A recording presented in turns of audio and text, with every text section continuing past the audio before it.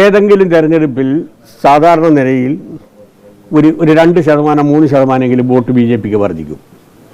ഈ തെരഞ്ഞെടുപ്പിലും താങ്കൾ കണ്ട് ശതമാനം കുറയല്ലേ ചെയ്തത്, വർദ്ധിച്ചിട്ടില്ലല്ലോ.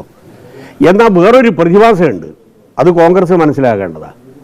ഈ 50 സീറ്റ് തിരുവനന്തപുരം കോർപ്പറേഷനിൽ കിട്ടിയതിൽ റിപ്പോർട്ടുകൾ സൂചിപ്പിക്കുന്നത് 41 എണ്ണത്തിൽ മൂന്നാം സ്ഥാനത്താണ് കോൺഗ്രസ്. ഒരു പഞ്ചായത്തിലാണെങ്കിൽ ഹോൾസെയിലായി BJP വിഴുങ്ങി ഇവരെ.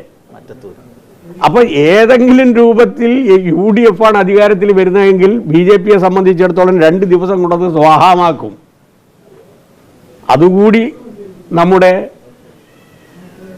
കേരളം, മലയാളി ഗൗരവത്തിൽ പരിശോധിക്കേണ്ടതാണ്. മാത്രമല്ല, ഈ കേരളം ഭരിക്കുക, ഞാൻ പറഞ്ഞല്ലോ, ജമാഅത്തി ആയിരിക്കും അഭ്യന്തരം കൈകാര്യം ചെയ്യുക. അവരാണ് അധികാരത്തിൽ വരുന്നത്.